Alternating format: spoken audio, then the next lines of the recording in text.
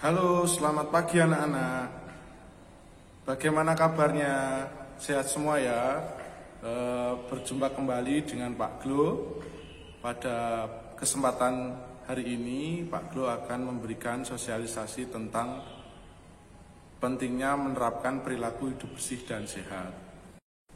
Nah, perilaku hidup bersih dan sehat atau biasanya disingkat dengan PHBS itu adalah suatu kegiatan yang bertujuan untuk meningkatkan kualitas kesehatan tubuh kita. Ya, PHBS bisa dilakukan dimanapun dan kapanpun kita berada. Di lingkungan rumah, di sekolah, di tempat kerja, dan di masyarakat pada umumnya. Kemudian kita harus mengenal beberapa indikator PHBS, perilaku hidup bersih dan sehat. Apa sih itu indikator? Indikator itu suatu tanda atau petunjuk cara-cara untuk melakukan PHBS, atau tandanya apa sih kalau kita melakukan PHBS? Nah, ini indikatornya. Yang pertama, mencuci tangan dengan air mengalir dan memakai sabun. Ya, jadi anak-anak di rumah kalau mau makan, kalau mau atau kalau keluar dari rumah, mau masuk rumah itu cuci tangan dulu ya. Karena di tangan kita itu banyak sekali kuman. Karena setelah dipakai menulis, kita memegang pensil, terus kita jajan, misal kita pegang uang, jadi di tangan kita itu banyak kuman. Jadi kuman itu menyebabkan penyakit kalau tidak dihilangkan atau dibersihkan. Makanya cara menghilangkan kuman atau membersihkannya dengan salah satunya dengan cuci tangan, pakai air mengalir dan pakai sabun. Indikator yang kedua adalah menggunakan toilet dan membersihkan toilet itu sendiri. Jadi kalau anak-anak di rumah itu pipis ya, maaf ya, kalau buang air kecil itu ya di toilet, jangan di sembarang tempat, nanti menyebabkan lingkungannya tidak sehat ya, bisa bau ya, pesing ya karena di PPC setiap hari ya. Apalagi BAB ya, BAB juga harus di WC ya, jangan di luar seperti itu ya. Indikator yang ketiga itu mengkonsumsi makanan sehat seperti buah, sayur ya. Jadi anak-anak harus sering makan buah dan sayur, selain mengandung banyak vitamin juga serat ya. Jadi untuk tubuh itu bagus ya. Jadi kalau tubuh kita bagus, tubuh kita dalam kondisi sehat, karena makanannya juga sehat, maka tidak mudah untuk terserang penyakit. Gitu ya.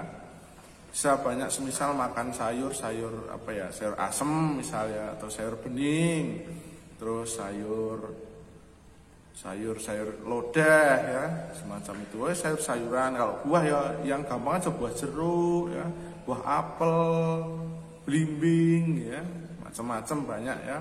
Yang penting buahnya seger, sayurnya seger, makan enak, tubuh sehat ya. Gitu ya anak-anak. Indikator yang keempat itu menjaga kebersihan diri dengan apa? Yang pertama, mandi ya, kemudian memotong kuku kalau kukunya panjang-panjang, terus menyikat gigi minimal 2 kali sehari. Jadi kalau mandi itu adalah upaya untuk menjaga kebersihan badan atau tubuh kita ya. Bukan karena mau sekolah harus mandi ya, mau pergi kemana itu harus mandi, bukan ya. Kita mandi itu bukan karena mau pergi atau mau keluar rumah, tapi untuk menjaga kebersihan diri. Kalau diri kita itu bersih kan dilihat orang juga enak ya. Dan kalau bersih bisa menyingkirkan atau menghalangi penyakit, begitu ya. Kemudian kalau potong kuku ya, kalau kukunya panjang-panjang itu dipotongi ya, sampai ada yang hitam biasanya ya, kukunya ada yang hitam, panjang udah hitam, nanti kalau pegang sesuatu susah ya. Kedua, banyak sarang kuman di situ.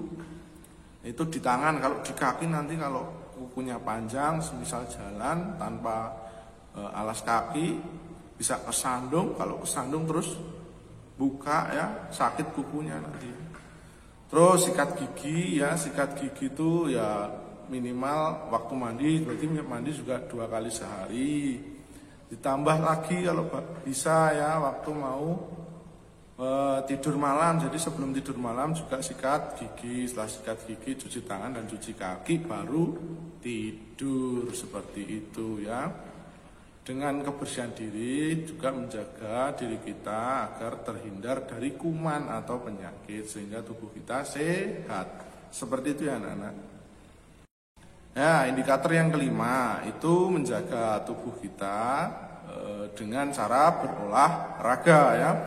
Di masa pandemi ini kita belum boleh untuk berolahraga secara tim ya. Biasanya sepak bola sama teman-temannya ya, ini belum boleh ya. Biasanya voli atau lari kejar-kejaran sama teman. Di sini waktu pandemi ini saat ini belum boleh ya. Karena kita harus 5M ya, salah satunya harus menjaga jarak. Jadi kita tetap bisa berolahraga di rumah secara mandiri ya. Bagaimana caranya? Bisa ya dengan cara peregangan, pemanasan ya, menarik tangan ke atas ya, menarik tangan ke atas, ke samping ya. Bisa seperti itu ya, peregangan ya, untuk menjaga kelenturan tubuh kita ya, biar tidak kaku dan sehat yang pasti. Gitu ya. Nah, selain peregangan, misal push up, bisa push up semampunya saja, tidak usah harus 100 kali ya. Jangan seperti itu ya.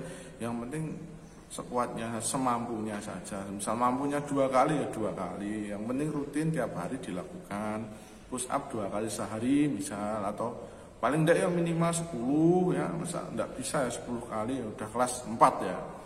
Kelas 4 push up 10 kali aja masih susah ya. Kalah sama kelas 2. Kemarin kelas 2 itu bisa 10 kali ya. Kelas 4 harusnya lebih enteng.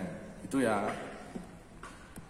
Dan juga olahraga di rumah tidak usah terlalu berat ya. Yang ringan saja. Yang penting badan kita tetap bergerak.